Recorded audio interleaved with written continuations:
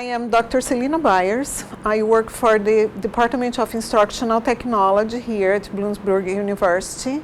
I have been with the department for the last 5 years. This is my 5th year. This is a course that is not totally new for us. This is the 4th time that we are offering. The first 2 times I started teaching this course because our Corporate Advisory Council requested us to go in this direction. We have a business meeting when they come to visit us twice a year, and the Corporate Advisory Council is a group of industry people that come here to recruit our students for internship and future employment. And they are kind enough to have a business meeting with us to tell us what direction our program should be going. And one thing that they indicated to us is the growth of instructional game or game used for training. And so we decided to try out with a course, and it went very well. The first time that we offered this course was in the fall of 2005. Then in the fall of 2006, I offered this course for the first time as a real course because the first offering was so good. And in the fall of 2007, I moved the course from a face-to-face class to an online class to give our students in both tracks, the educational track of our program and the corporate track of our program, the opportunity to take this course. And the course has been a great success. The students really enjoy that. They learn the principles of game design, instructional game design, which is a very hard transition for people. Even the students that are in the class, they have a very strong instructional design background, but it is difficult for them to change the mindset of designing just an instructional piece and combine that with the game components, that we look into the theory and the basis of what we are doing in that class. The students in the class produce a real game which helps them to translate the principles and theory that we are looking into a practical application. The class is always offered in the fall. In the last 2 falls, we have been offering this course online. That means that we meet once a week in a software that we use here in the Instructional Technology program that is Centra. That's a software that allows us to meet synchronous with a group of students. And that's what we do. In addition to voice over IP, we also have the ability to put the students into small groups. They have small group activities. It's a very interactive environment. They can ask questions. They can participate by using writing tools and write on the screen. They can talk. They can present using visual aids like PowerPoint or any audio files or any multimedia applications that they decided to share. Centra allows also for application sharing. So we have a classroom, a virtual classroom, but very much like a face-to-face classroom. This course has been incredibly valuable for the students. They learn the principles of the instructional game, and for them it's a surprise how much there is there to be added to the instructional design process they already know so well. And the jobs in the instructional game or serious game field have been appearing and growing, especially led by the military people that are producing games to train their people in language skills, strategy skills, combat skills, and those types of things. So our students that have been taking this class have been very successful in translating the theory and principles that we learn in the class into some very profitable and interesting opportunities for them in the field. The class is an advanced class. So what I ask the students to consider before taking the instructional game design course is that they have been at least in the introductory course of the instructional design, in the introductory class of Flash. But I have students that are not all developers. You can have a strong instructional design background, know how to build instruction, and take this class and take a very good advantage of the class. You don't have necessarily to be a programmer to be in the class. We have, of course, to have some programmers in the class. What we do at the beginning of the course, I do a profile with the students, offering them the opportunity to play one of 4 roles. They can be the project manager, they can be the developer for the team, they can be the instructional designer, or they can be the graphic designer. So there is opportunity for a broad variety of skills that the students bring to the class. To participate in the synchronous meeting in the online environment, the students need to have either a Macintosh or a PC-based computer, a Windows-based computer, a steady connection with the internet, and a headset with a microphone for every class. For the products that they will develop, there are some products available for the students that they can either come to campus to use or acquire the programs themselves. They can use Flash, and a lot of them develop the games in Flash. They can use Director, and Macromedia Director has a new version that allows for 3D environments to be created. So Director 11 would be an option. They can use a more complex game engine, but we haven't been using that because we didn't have yet in the course anybody from computer science background that we could use. Then Torque, we have in the department a Torque that's a game engine made by Garage Games. So up to now, what we have most commonly used is Flash. It is very interesting. We have in the past tried to develop the games in a more traditional model. Since the students that come to this class already have a strong instructional design background, I was using the same type of development that we use to develop projects, more traditional projects in instructional design. And it hasn't been working completely well. I had students that got very close to complete the games, but not complete totally, and they felt frustrated because of that. So this semester, we tried a different development model. We are using rapid prototyping, and it has been working incredibly well. The students are leading the development much more than following the guidelines. It has been a very interesting process. They are very strong this semester, and they have been discussing the guidelines and adapting the way that they feel that fits.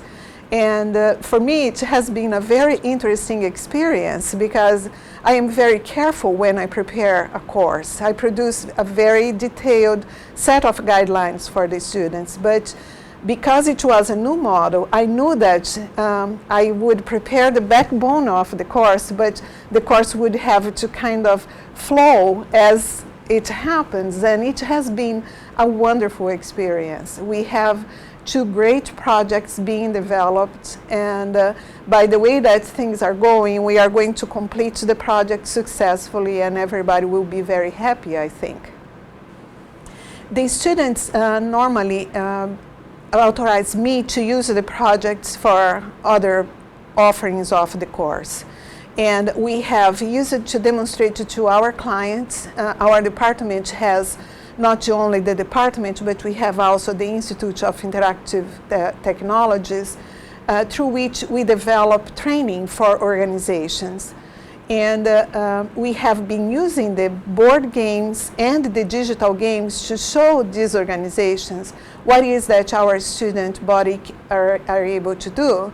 And it has been a very interesting, very well received by some organizations that haven't thought about using training techniques that involve games.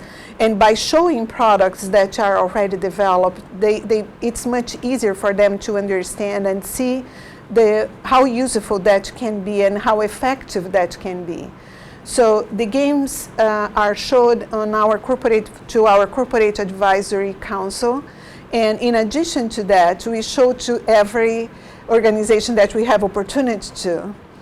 The IIT has been dealing with some development of games because some clients request us to develop games for training for them.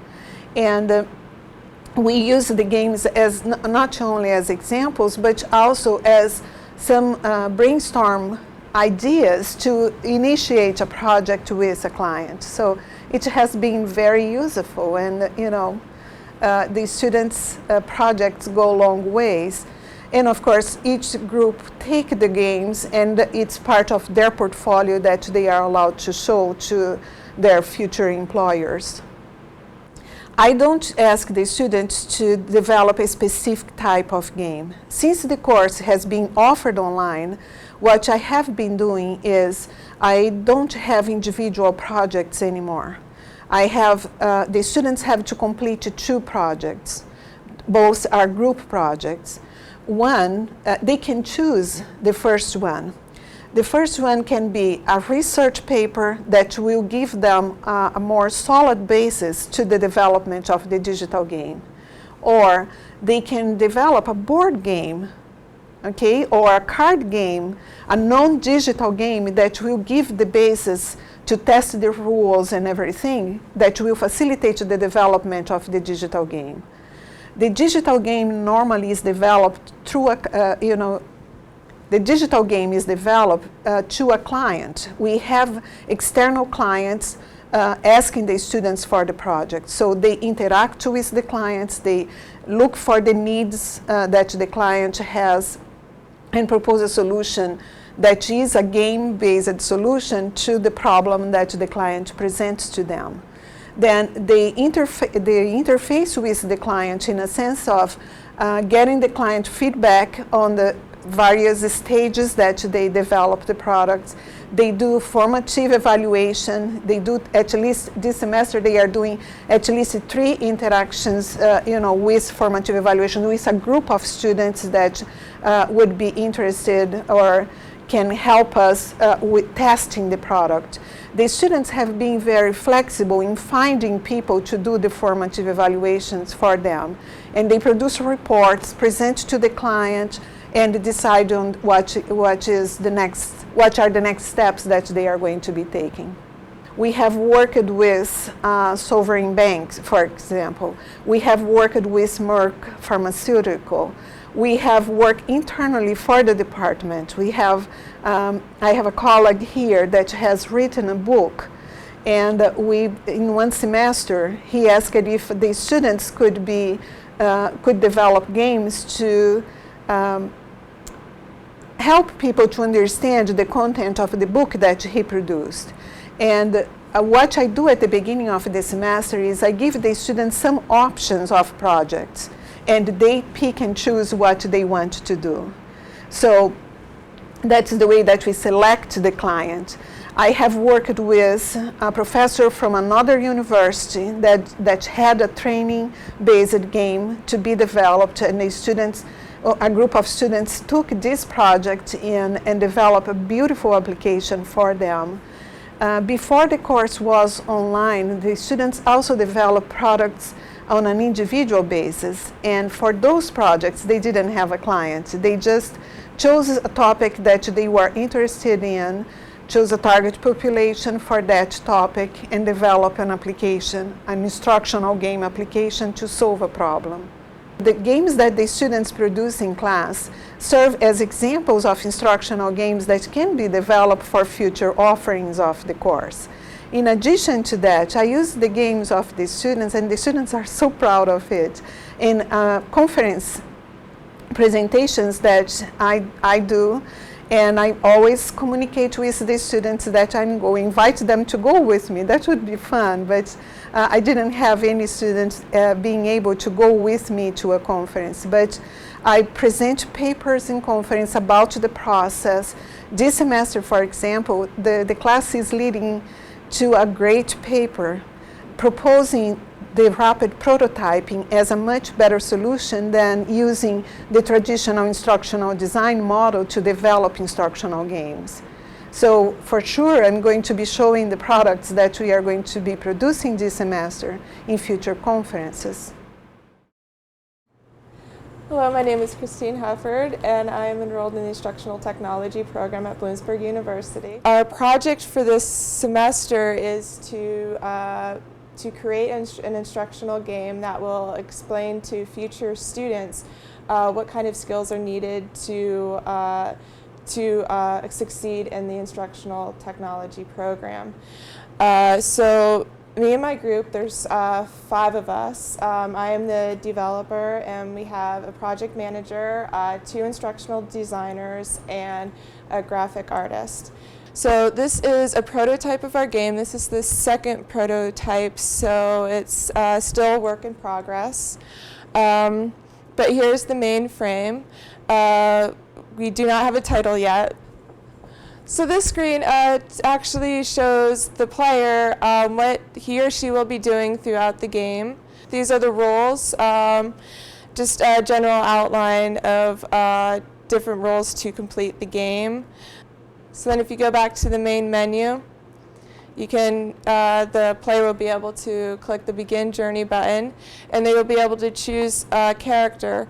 You just get to choose male or female. We didn't really want to focus too much on the actual look of the character, and more focus on the game and what they're trying to achieve. So these are just prospective students that would be joining the program. And this is an introduction to this cell phone we have as an avatar. It is actually kind of like a sidekick, and it will give information throughout the game on different skills and different information about the Instructional Technology program to help educate the prospective student about the program. So then when this is the map, kind of like a guide throughout the game, and what the player would have to do is go into each of these rooms. The stars are actually obstacles, kind of like mini games that they would have to go through, and each is a different skill that is needed to be successful in the program. And these, the question marks, they're all kind of, we call them battle scenes, and it's just different multiple choice questions on different situations that are happening, such as this one is